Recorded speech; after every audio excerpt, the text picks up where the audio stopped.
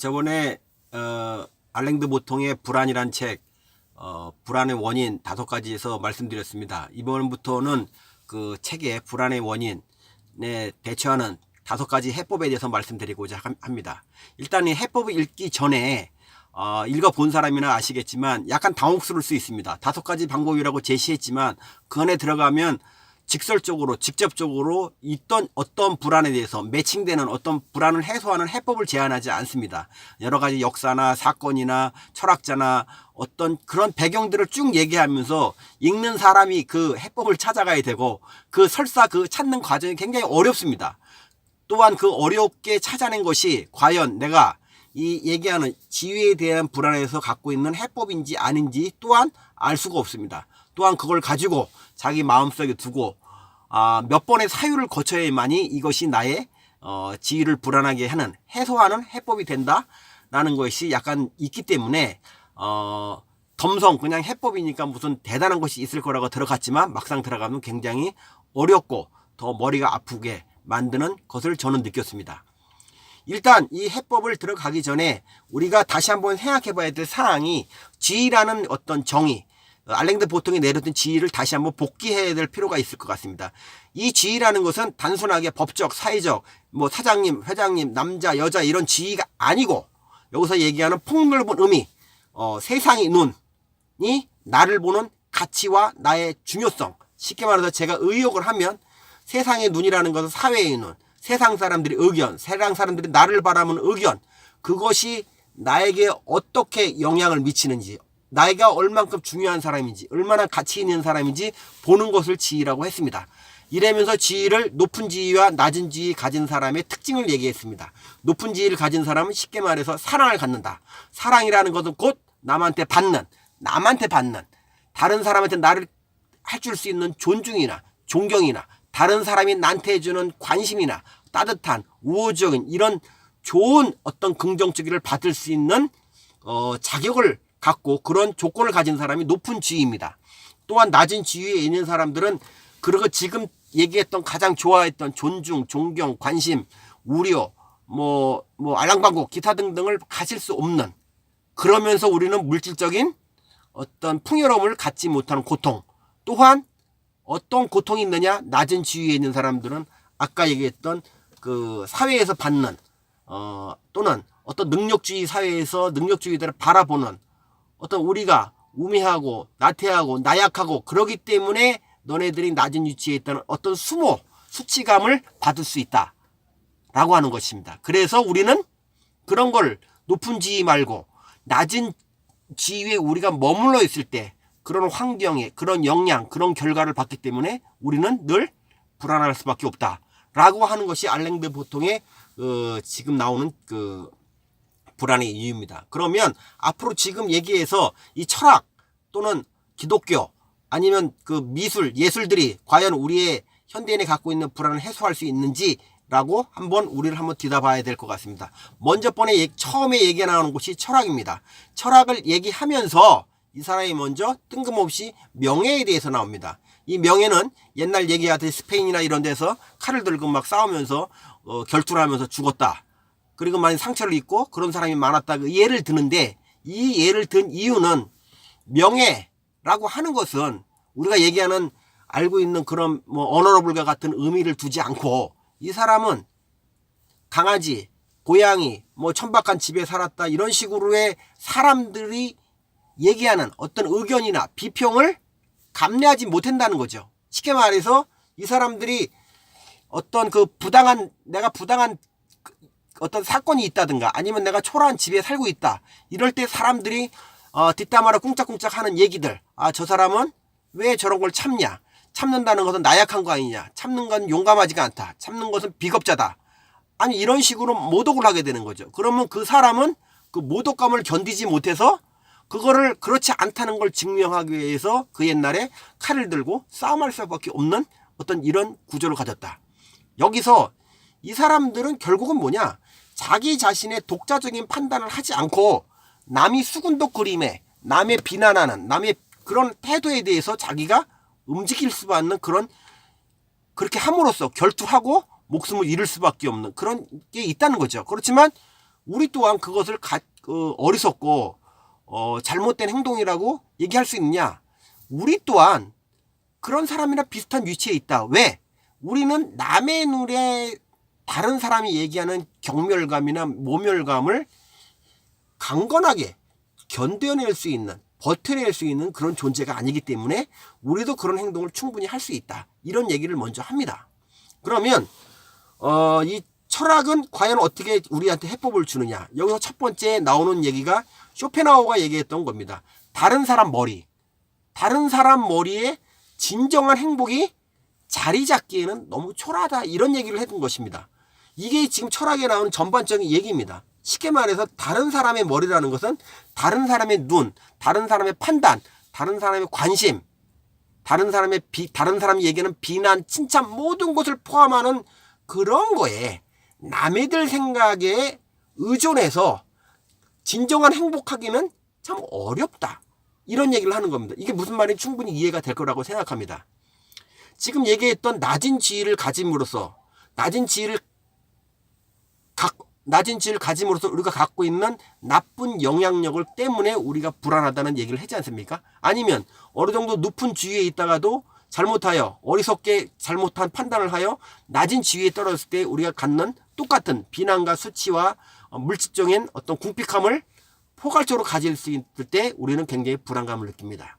그러나 이 철학에서 캐테고리에서 얘기하는 것은 여러 철학자들이 그 말을 했던 행동 또는 어떤 그 말을 통하여 그것을 우리가 한번 생각해 본다면은 현대인이 갖고 있는 남의 눈에 우리가 의식하고 그러므로 생기는 어떤 불안감을 갖다 해소할 수 있지 않겠느냐 이런 식으로 그 제안을 하는 겁니다. 일단 소크라테스의 어떤 사례를 두면 일단 아시는 바와 소크라테스는 지금부터 한 2500년 전의 사람입니다. 고대 그리스의 그 사람이고 특별한 어떤 부를 많이 갖고 있던 사람은 아닙니다.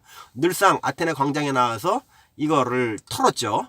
자기 의견을 털고 그런 해서 많은 어떤 좋은 말을 통해서 제자들 플라톤이나 아리스토텔레스 같은 무수한 어떤 그 제자를 두고 그것이 서양의 지금 서양 철학의 근간을 두고 있는 그런 위대한 사람입니다. 물론 이 사람은 세계 4대 성인에 들어갔다 나왔다 합니다. 일단 뭐 예수, 부처, 공자님은 확실하게 4대 성인으로 되어 있고 마호메트와 소크라테스가 들락날락하는 4대 성인에 들어가 있는 사람입니다.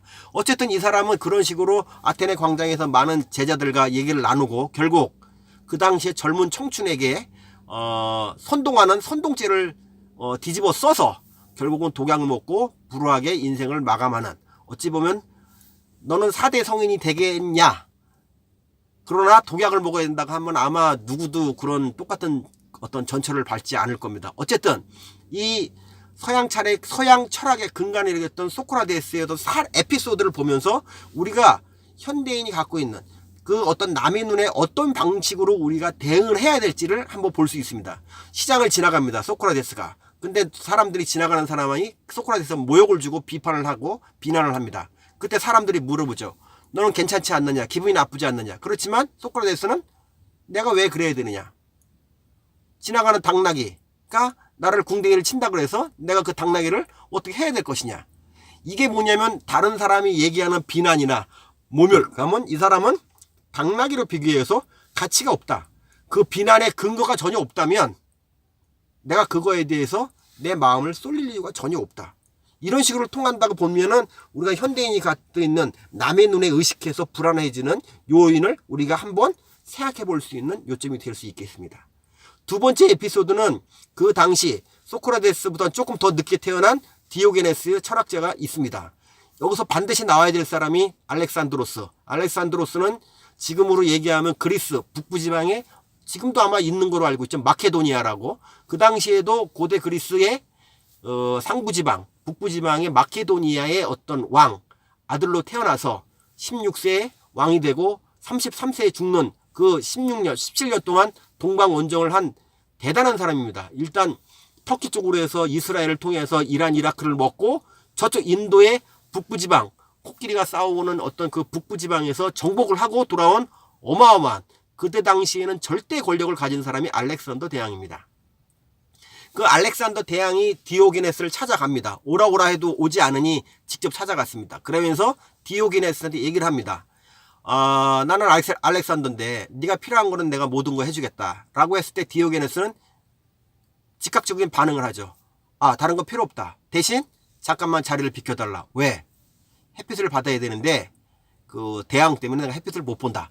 이런 식의 에피소드를 얘기합니다.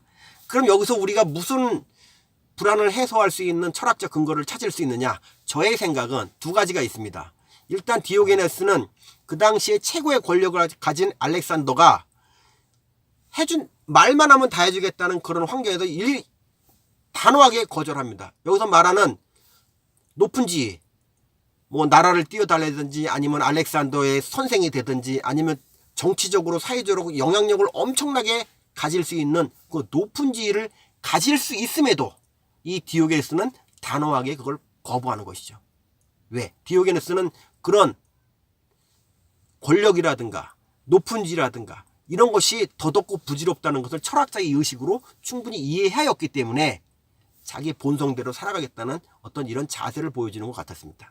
또한 여기서 알렉산더 대왕을 통해서 우리가 느낄 수 있는 것은 그 당시 절대 권력을 가진 알렉산더 대왕이 돌아서면서 그렇게 했다는 거 아닙니까?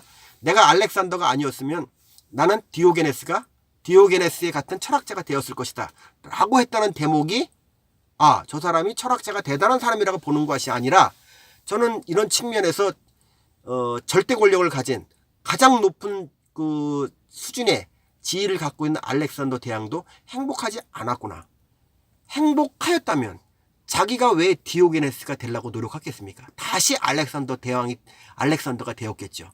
이름을 통해서 저는 이 사람도 절대 권력, 우리가 생각하는 부자, 높은 지위에 있는 영향력 있고 명성 있는 사람들이 절대적으로 걱정도 없이 마냥 행복할 거라고 생각할 수 있지만 이 알렉산더의 그 독백을 통해서 그렇지 많도 않다는 것을 우리가 한번 이해할 수가 있을 것 같습니다. 여기서 얘기하는 것은 이 두 철학자를 통해서 남의 눈에 의식하는 것이 근거가 없다면은 내가 그거에 대해서 쫓아갈 이유가 없다라는, 쉽게 말해서 개쌍마이 정신이라고 왜 이렇게 그 젊은 사람들이 얘기하는 독자적으로 내 길 가겠다 라고 하는 그런 정신들이 현대인이 갖고 있는 불안감을 해소할 수 있는 하나의 철학적 요소가 될 수 있다고 얘기합니다. 또한 여기서 이 책에서 나오는 다른 방법으로는 철학으로서 이 불안감을 해소하는 방법은 이런 방법을 제안합니다. 모든 것, 다른 사람이면 되게 중요합니다. 이게 항상 다른 사람이라는 겁니다. 사회에 보는 다른 사람들이 관심, 다른 사람의 의견, 다른 사람이 얘기하는 어떤 비평, 칭찬, 모든 긍정적이고 부정적인 것은 일단 이 내 귀에 들어오기 전에 여기다 하나의 그 박스를, 그 상자를 하나 두라는 거죠. 아마 필터링 하는 필터기를 가졌다는 거죠. 모든 다른 사람들이 얘기하는 긍정이든 부정적이든 말이 이렇게 들어왔을 경우에 어떤 이성이라는 상자를 통해서 한번 필터링을 해라. 과연 이것이 내가 칭찬을 받을 만한 이유가 되는 것인지, 비난을 받을 만한 이유가 있는지 한번 필터링을 해서 그것이 맞다고 하면 칭찬은 더 긍정적으로 가져갈 것이고, 잘못된 부분이 비난받을 것이 사실이라면은 그걸 고치면서 새롭게 가는 방향을 찾을 것이고, 그것이 아니라고 할 때는 칭찬도 마찬가지로 내가 칭찬을 받을 이유가 없으면 그것도 받아야 될 이유가 없다는 거죠. 그런 유혹에서 흔들리지 말고, 그리고 비난이나 수치심이 왔을 때 또 이것이 나하고 상관이 없을 때는 그냥 개무시하라. 이런 것들이 철학이 주는 어떤 그 불안감, 남으로 생기는 어떤 비난을 우리가 제대로 온전하게 지킬 수 있는 방법이라고 여기서 제안을 하고 있습니다. 또한 마르크스 아울레스의 비슷한 케이스로 여기서 얘기하는 것이, 칭찬에 라는 유혹에 흔들리지 말고 남들이 얘기하는 비판이라든가 이런 거에 또한 스스로 괴로워하지 말아라. 그럼 어떻게 하느냐? 다른 사람 칭찬 비난을 생각하지 말고 온전하게 내가 알고 있는 내 처지에서 나를 바라보면서 나를 온전하게 바라보는 것이 제대로 살아가는 방법이다. 이런 식으로 얘기를 하고 있습니다. 그럼으로써 우리가 이 불안을 대응할 수 있는 방법을 이 철학적 개념으로 설명을 하고 있는데, 이것이 이렇게 훈련이 된 사람은 이게 무슨 말인지 알고 불안을 해소할 수 있는 이유가 될 수 있지만, 이런 개념으로 생각해보지 못한 사람은 과연 이게 무슨 철학적이 어떻게 우리가 갖고 있는 불안을 해소할 수 있는 이유인지는 좀 아리까리 할 수도 있을 거라고 저도 생각하지만, 저는 이 부분에서 굉장히 공감을 하고, 저도 이 사람이 얘기하는 해법 5가지 중에 기독교 정신, 그 다음으로 철학은 제가 갖고 있는, 현대인으로서 갖고 있는 지위에 대한 불안을 해소할 수 있는 중요한 방법이라고 저는 생각하고 있습니다. 또한 쇼펜하우어가 얘기하는 부분도 우리가 한번 생각해 볼 필요가 있습니다. 쇼펜하우어는 이런 말을 했습니다. 우리가 원하는 것이 진짜 원하는 것이냐, 우리가 두려워하는 것이 정말 두려운 것이냐, 스스로 물어봐서 그것이 옳고 그름을 따져봐라, 이런 얘기를 하고 있습니다. 이게 무슨 얘기냐고 제가 나름대로 해석해보면, 우리가 추구하고자 하는 높은 지위, 관심과 사랑을 받고 싶은 그 높은 지위를 진짜 원하는데, 그것이 우리가 원하는 이것이 진짜 맞는 것이냐, 그렇게 해야지만 우리가 행복해질 수 있는 것이냐, 그것을 한번 물어보라는 얘기죠. 반대로 우리가 두려워하는 것, 여기서 두려워하는 것은 낮은 지위에 비난과 수치와 궁핍함을 느끼는 그런 것들이, 우리가 진짜 두려워하는 것이 이것이 정말 내가 두려워하는 것인지, 이것이 없으면은 낮은 지위에 있는 나는 정말로 불행한 사람인지, 불행한 사람이 되는 것이 맞는 것인지 한번 냉철하게 생각으로 한번 자문해보면서 성찰해보다, 이렇게 철학적인 제시를 하고 있습니다. 이 또한 이 불안을 해소하는 방법의 한 방법으로 하고 있습니다. 또한 이 사람들이 얘기하는 것은 다음 방법으로는 그 염세주의를 얘기하고 있습니다. 이 염세주의는 지금 얘기했던 철학자들, 소크라테스, 디오게네스, 마르크스 아울레스, 쇼펜하우어가 얘기했던 부분을 추가적으로 설명하는 방법인데, 내용은 같지만 조금 사안이 다릅니다. 이 염세주의라고 하는 건 세상이나 어떤 돌아가는 세상이나 인생이라 너런 것들 무슨 다 비관적으로 보고 불평하는 그 자세를 염세주의가 하는데, 어떻게 염세주의가 이 불안을 해소할 수 있는 이유가 될 수 있냐 라고 하지만, 아까 설명드렸던 그런 무조건적으로 비평하고 불만을 가진 이런 사람들의 염세주의는 약간 멍청한 염세주의고, 여기서 알랭드 보통이 얘기하는 것은 지적인 염세주의, 똑똑한 염세주의를 얘기합니다. 거기서 얘기하는 것이 그 예를 드는 것이 이런 겁니다. 의견입니다. 여론입니다. 여론이라는 것이 뭐죠? 퍼블릭 오피니언 아닙니까? 여러 사람들, 공공의 사람들이 갖고 있는, 여러 사람들이 갖고 있는 의견들, 여론은 가장 의견들 중에 최악이다라는 말을 여기서 하고 있습니다. 이 얘기는 뭐냐? 집단성을 갖고 있는 그런 어떤 의견이라는 것은 이성적으로, 맨투맨으로 이성적으로 붙어서 그것을 냉철하게 비판하는 것이 아니라, 이런 것은 이성을 떠나서 감성적으로 자기 의견이 굉장히 흐지부지한 상태에 넘어가는 거기 때문에 이것은 들을 만한 그 가치가 별로 없다, 이런 얘기를 하고 있습니다. 이런 거를 다른 해석으로 하면, 항시 얘기하는 거 다른 사람이 눈과 관심과 칭찬과 비난이라는 것을 항시 염두에 둬야 됩니다. 이 책을 끝까지 읽는 동안. 그런 다른 사람들이 저 사람이 낮은 지혜 가졌다고 비판을 한다든 수치를 주든 이런 것들, 의견들, 여기서 얘기하는 여론들이 과연 이것이 근거가 있느냐 라고 하면서 뭐라고 하냐면, 그런 사람들의 비판이나 이런 거 받았을 경우 냉정하게 이성적인 근거로 해서, 그건 내가 잘못한 것은 내가 받아들이고, 그렇지 않은 거에 대해서는 내가 그거에 대해서 완전히 무시하겠다. 그럼으로써 나는 나의 길을 가겠다, 이런 식으로 얘기하는 거죠. 그럼으로써 이런 정신들과 이런 철학적인 개념을 훈련을 통해서 남들이 얘기하는 부분에 대해서 습관적으로 비평하지 않고 이성적으로 생각하지 않고 스스로 무너지고 괴로워하고 함으로써 스스로 자학하고 자기 폄하하고 자기 비하하는 버릇을 없어져야 된다. 이런 것이 지적인 염세주의 방법으로서 현대인이 갖고 있는 지위에 의한 어떤 불안을 해소하는 방법이라고 얘기했습니다. 다시 한번 정리하면 소크라테스, 디오게네스, 마르크스 아울레스가 얘기하는 것은 다른 사람의 의견, 여론 자체를 거의 이유가 없다면은 이것을 더 이상 우리가 받아들일 필요가 없다라고 하는 것입니다. 이런 것들이, 이 철학적인 해법이 정말 맞지 않을 수가 있을 수 있지만, 한번 가만히 돌이켜 본다면 아마 이것들이 지위에 의한 불안뿐만 아니라 우리가 주변에 발생되는 여러 가지 사람과의 관계, 인간과의 관계, 아니면 어떤 아픔, 시련 이런 부분에서도 우리가 잘 버텨낼 수 있는 어느 불안을 해소하는 해법의 요인이라고 저는 생각하고 있습니다.